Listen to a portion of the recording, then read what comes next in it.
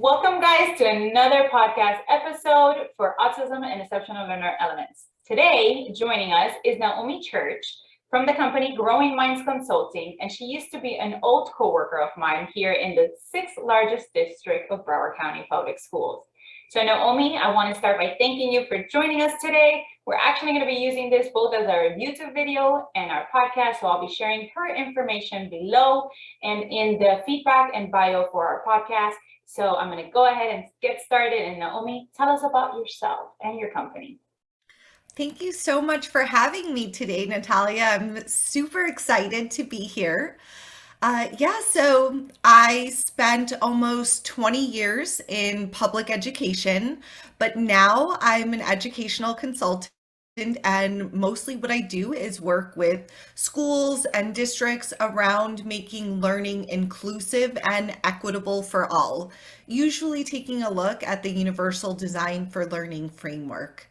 I do a lot of work with how to universally design professional learning. So I work with organizations on how they're delivering their professional development for teachers so that they're actually modeling what it is that they want teachers to do, right? So it's do as I do, not like do as I say. And that is probably the piece of what I do that I get most excited about. I used to be a teacher, and then I was a curriculum coach, and then I worked for the district, and I even worked for a discretionary project under the Florida State Department of Education. But now I love that I have the opportunity to work with schools and districts internationally. So tell us, what is the name of your company and when you guys started? So, my company is Growing Minds Consulting, and we started just about 2 years ago, maybe 3 years ago. It's been kind Uh, of a whirlwind. And now, just in the past couple of years, we've had the opportunity to work with state departments of education, work with some schools in other countries, and it's really expanding and growing, and it's exciting. Awesome. I am so thankful to join you. I know you are definitely an expert in UDL, and I have had the pleasure of joining your trainings. I have worked alongside with you. So I wanted to take this opportunity, especially through the podcast and even in YouTube, to talk to others about that UDL. So this is your expert area. I'm going to let you tell the teachers a little bit more about that UDL and the things that you know and share your expertise. All right, well, thank you.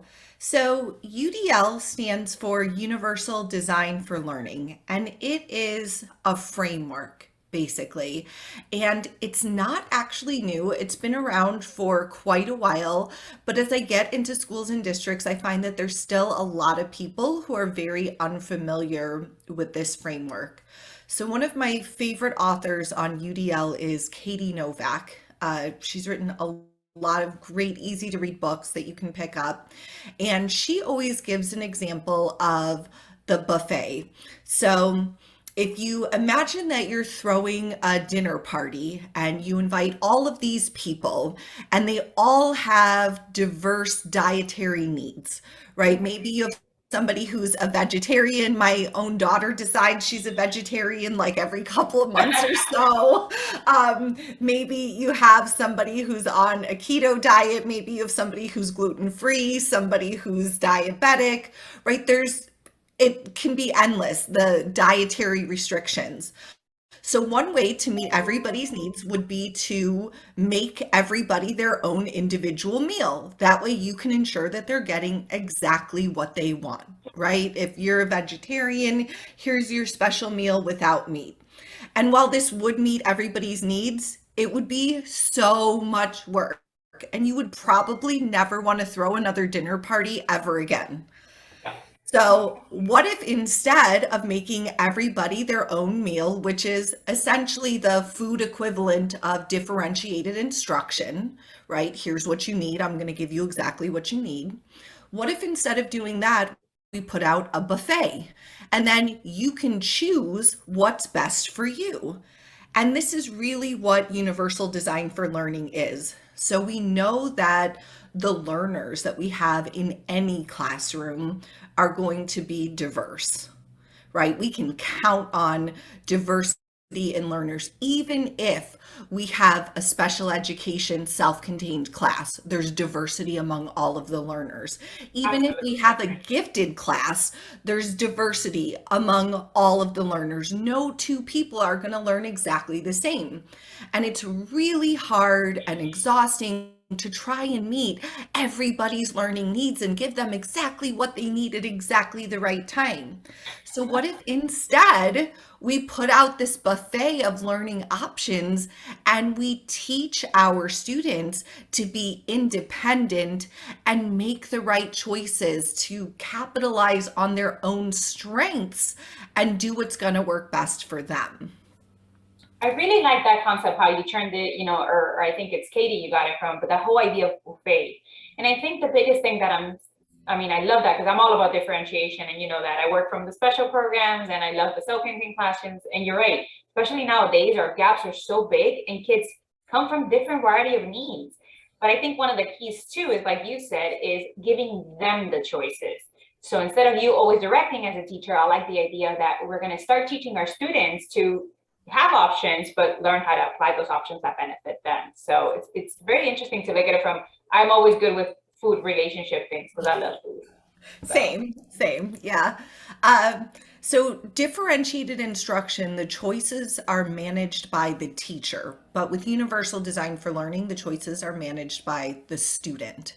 And there's definitely a place for both. We can start with universal design at tier one, offer up choices, allow students to learn what they're good at and go from there, right? But we're always going to have a couple of students who don't know what their own strengths are or who don't make the appropriate choices.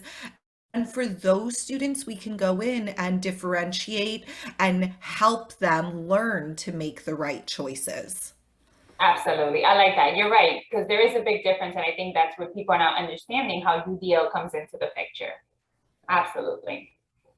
It's a lot more manageable to differentiate for a handful of students than it is to try to do it for the whole class, especially if we think about our middle and high school teachers who may see over 100 students in a single day, Yeah. right?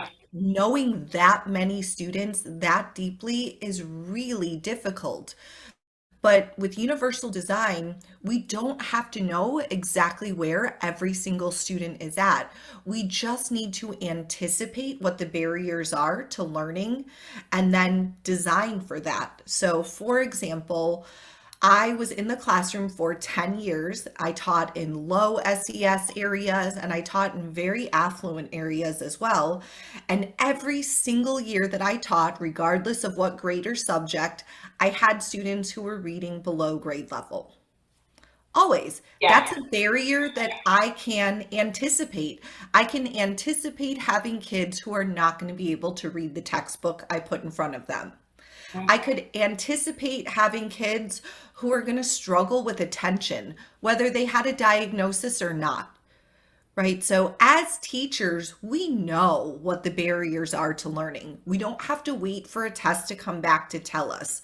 We can plan for these barriers and be proactive instead. I really like that concept of being proactive because you're right. That is the world we live in, and especially I think after COVID, the gaps are even bigger. We had kids who were at home doing e-learning, we had kids who did half and half, and then we had kids who, again, you have to think about it. It's been 2 years that there were almost some of those kids at home coming back to the real world. Teaching online was never the same as it was teaching in person.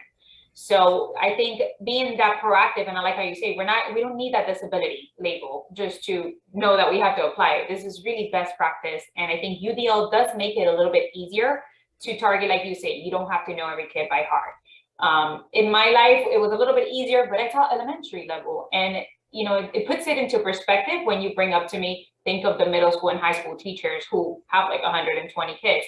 I was having a hard time with 12. Definitely, multiply that times 10, it's just not happening. So you're right, we do have to find smarter ways to address the deficiencies and the barriers that they are there. We cannot go blind and say, They're not, because we all know it. And you're right. We're always going to have that kid who, has attention issues, who, you're right, is reading the low grade level. And it's becoming our norm, which is really crazy to think about it. Yeah, for sure. Some common misconceptions around UDL are that it's a special ed thing, and it's not. Universal Design for Learning, it's universal. It's meant for everybody, for gifted students, for English language learners, for any learners, even adult learners, not just kids. So it's not something that we just apply in a self-contained class. This is something that we should be taking a look at for all kids in all learning settings. And then even, like I said earlier, in professional development for teachers, their learning opportunities should be universally designed. And it's not a checklist either. I get that a lot too. We're like, I checked it off, I UDL'd it. Like, that's really not a thing. It's not just a box to check. Part of the deal with Universal Design for Learning is being an expert learner. That's the ultimate goal, is to create expert learners. And expert learners are never finished learning. There's always something that can be improved upon and done better. So while we're universally designing lessons, there's always something else that can be done, that we can add on. In the webinars that I do for teachers, I mean, there's sometimes 10 minutes before I get an idea and I'm like, oh, this visual is so much better. And I'm going in and tweaking it at the last second to make sure it's the best it can possibly be. Absolutely. And you're so right. I think that's the biggest thing. And I think you and I have had this discussion before, where I feel like we can teach out of anything and we can learn out of everything, but you never stop learning. I mean, even now in doing the things that you and I are doing, me with Autism Elements and you with your company, it's always a learning role. Like, it never stops. And you're right. I laugh because I've done the same thing, where like last minute I'm like, oh wait, we need to change this. This is so much better than what you had. And people don't realize that behind the scenes, how crazy we're going to make sure that we address it. Because you're right. We don't just stop needing all these things like UDL. It's a lifelong thing that could be applied in our work life, in our lives, and how we learn and how our students learn. It's, it just never ends. It's just funny because I so relate to that in so many different levels. Yes. Yeah. So you can check out more about UDL and the actual framework at udlguidelines.cast.org. The full framework is there. It's a lot, but if you break it down, there's basically three main principles, and they are engagement, representation, and action and expression. So we can fit everything into these three buckets, really. And I always recommend starting with engagement, because the other elements are less effective if the learners aren't actually engaged in the learning. Yes, absolutely. This is my biggest conversation. I tell everybody, I'm like, if you don't have students engaged, they're not going to learn. Like, you need to have engagement, means attention. Really, in an essence, they're attending to you. But could you give just at least some examples of these different principles, just so people could get a better understanding what they kind of look like? I know it's not going to be the whole thing because it is a lot. And I agree with you. I definitely recommend checking out the site, which I will list below. But I want you guys to get an understanding of where each principle leads. Yeah, so with engagement, we're not just talking about bells and whistles, games, gamified learning. Like, that's great. Don't get me wrong, that's great. But with UDL, we look at deeper engagement. So that student-teacher relationship, Mm-hmm. right? Building that relationship makes students engage. Rita Pearson has a great TED talk called Every Kid Needs a Champion. And she Yes. says, kids don't learn from people they don't like. And that's the truth, that it's something that we think of as like soft or like fluffy, but it's so vital that the kids need this connection to their teacher in order to care what it is that the teacher has to say. Absolutely. And you know what? You're so right. I love that. I know which one exactly you're talking about. But you're right, you're always going to remember that teacher you didn't like. I don't care how old you get, you always remember. As a matter of fact, I just said that, and I guarantee you picture that person and their name right on your head. Like, you will always remember, but you also always remember the one teacher that made that impact in your life. You know, like Rita says, that champion in your life as an educator who impacted you. And it's because of all these little things, connection being one of the primary ones. Absolutely. Yeah, so looking at engagement, we're really looking at that connection. And then we also look at minimizing threats and distractions. So there are things in the learning environment that can be really distracting for some learners, and being able to proactively identify what those are and remove them. It could be as simple as visual overload. You've walked into classrooms where there's like 6,000 posters on the wall. It looks like the teacher store threw up in there. And like, as an adult who Yep. does not have a disability, I'm overwhelmed and I don't know where to look, and I'm highly distracted. Right. So when we're looking at a 5-year old or a 6-year old, like, of course they cannot attend. And we don't even realize that those kinds of things can be a distraction. So engagement also, when we're looking deeper into it, deals with identifying what are some of those things that can be threatening or distracting in the learning environment and removing them. Absolutely. What's another example for those two other principles that they have?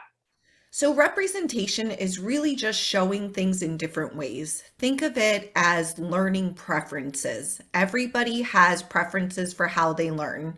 I have an Audible subscription and I listen to audiobooks and podcasts. Some people like videos, some like pictures, some like demonstrations, some like text and they have to read it themselves, right? So, representation is about showing things in all different ways. As teachers, we tend to show things in the way that we ourselves learn best. So true. So, thinking about even if it's not the way that you learn best or it's not a representation that you like, putting it out there because it may reach a student in your room. So, if I'm teaching math, maybe I have a short instructional video, maybe I have an anchor chart, maybe I have a song and the lyrics explain the concept. So, we can show it in all these different ways. And then the third principle is action and expression. And that's basically, how do we get it back from students? How do they show mastery or proficiency, right? We've shown it in all these different ways. We've engaged them deeply. Now, how do they show us that they got it? And so here we want to offer up choices so that they can play off of their strengths. You have kids in your room who probably are really good talkers, but like not such good readers. So instead of having them write an essay, can they film a video or make a pretend podcast and explain the concept so that you know that they understand the concept, they can use the strengths that they have and not let their weaknesses stop them. That is so true. I mean, I think one of the things I learned the most in the pandemic was I think it opened the door for different modalities of students expressing themselves in honesty. And I can't remember, there was this app where the students did, like you said, mini videos. And the feedback I was getting from teachers as I was, supporting them and coaching them is the increased engagement they got and participation with this particular app where they could record themselves were amazed. I was like, we never thought about it, but technology does, I feel like technology really has opened doors with the ways that we can apply these concepts from UDL in the different principles. So it's very interesting to hear this way, because I think people don't know enough about UDL, and I think it was universal at first. Like, I thought everybody knew about it, but the more I help teachers and coach them, they're really not understanding the difference, like you said, between differentiation and UDL principles. But it is such a great tool to utilize within your classrooms. Absolutely. So it's really, really amazing. Yeah, and it can be a lot. If you just take a look at the whole framework, it can sometimes seem overwhelming. But I like to tell people, just pick one thing to start with, whether it's one element like just engagement. I'm going to focus in on engagement and reducing those barriers or just representation. I'm going to look at my lessons and think about how I can show things in some different ways. So you don't have to do everything at once. Pick one thing that you can start with and change tomorrow. Absolutely. Can you tell them, I know there's, and I don't know if it's still available. I remember when I used to go to the UDL page, there was that little mini flyer that to me is like, it was a great visual for me as a teacher and educator to share. So I can, I'm a visual person too, so I like pictures and both the text. So it was a great reminder of like what each principle meant. Do you know which one I'm talking about? Yeah, so that's the actual guidelines document. When you go to the CAST website, and I know you're going to link it, and you look at the UDL guidelines, that's what you're talking about. It's color coded by principle. So green, blue, purple, they're different colors. And then you can also look at that chart horizontally in rows. So the top is going to be accessibility. It's going to be your starting places, the easiest items for you to start implementing. And then as you get down, it gets deeper and deeper into it. And then that chart even explains that the goal is creating expert learners and then goes more into that. So it's great because it's color coded, it's split up really nicely. You can like pick elements to focus in on. Yeah, I like what you said. I think, whenever we get new content or we learn about a new concept, we want to just take it all and like just run with it. But you're right. Just start with one process and then keep adding on. We can't become experts in anything in one day. Rome was not built in one day. So we have to just take one step at a time and then start adding, or, like focus on one principle, like she said, and then start kind of going and tearing it apart. Like, what can you change, and maybe another time in the future, then once you've gotten a handle of that principle, add the next principle. I mean, I just think it is a great way to do best practice in general. And that particular tool, I said I want to make sure that I remember to talk about it, because it's the one go-to that I always go to when it comes to UDL. And if I forget something, I'm like, wait, let me go back to that particular flyer that they have, the guidelines that are really going to help me out. So what else you got for us on UDL? Anything else you want to add? I think that's really the important stuff to start with. Definitely take a look at the framework, pick a spot where you can dig in. And once you experience success with that, that fuels it, right? It feels so good when we're successful, when we reach new kids, and it's going to make you want to dig in even more and keep going. And if I can support you in that journey, I know Natalia is going to include all of my contact information. You're welcome to reach out to me as well. Absolutely. So I always like to wrap up, and give something that teachers can also take back. I mean, I think we have discussed many different cool things that they can apply in their classroom with UDL, but if you had to give them one tip they can take today, what would it be? Just remember that variability is the norm, not the exception. You have to walk into every lesson, every situation, knowing that all of your students are different. They don't engage the same way. They don't learn from the same representations, and they don't have the same strengths.